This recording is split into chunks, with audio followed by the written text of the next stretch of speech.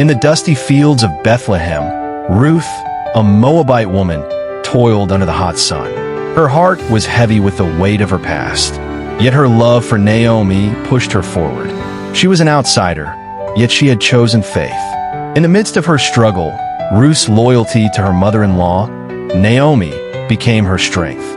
Though whispers followed her, her heart remained steadfast in its love for God. That night, Ruth's heart pounded as she walked towards the barn where Boaz lay.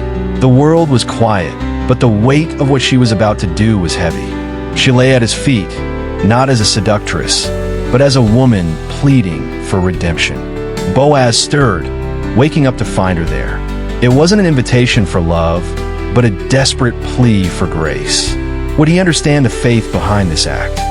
Boaz stood at the gate, where decisions of fate would be made.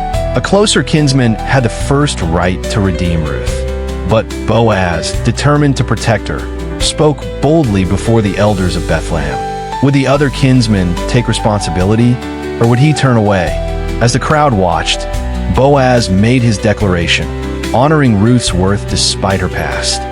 In a quiet ceremony, Ruth and Boaz pledged their vows. Their love, though simple, defied everything the world expected. Ruth, once a stranger, now stood as the beloved wife of Boaz. The people of Bethlehem whispered, but Ruth and Boaz cared little for the opinions of others. Their love spoke louder than any voice, louder than any tradition. From their union came Obed, a child who would become the grandfather of King David. Ruth's name, once a mark of shame, became a symbol of redemption. Her story was no longer whispered in shame, but proclaimed as one of grace. The forbidden love between Ruth and Boaz paved the way for a lineage that would bring forth a king, and ultimately, the savior of the world. Even in their love, Boaz was not free from fear. Would the people of Bethlehem ever accept him for choosing a Moabite woman? Would they judge him for breaking with tradition? But Ruth's unwavering faith became his anchor, and together they found peace.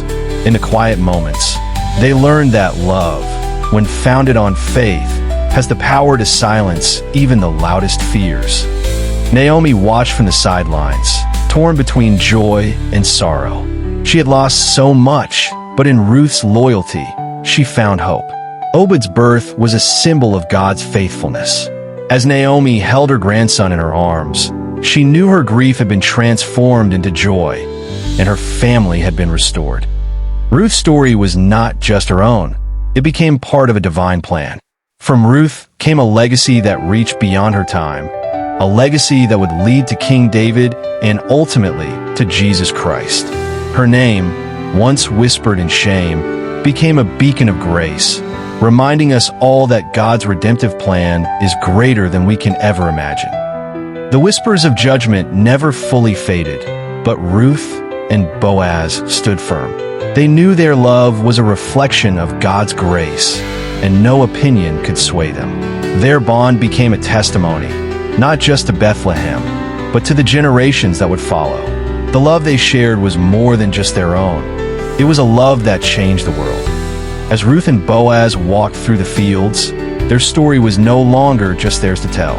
It had become a part of the greater story of God's redemption.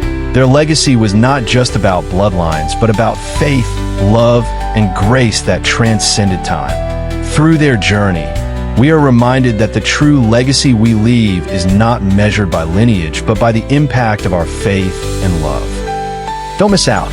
If this powerful story inspired you, hit the like button and share it with your friends.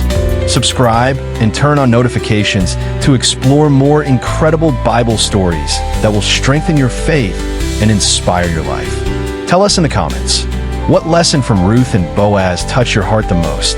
We'd love to hear from you.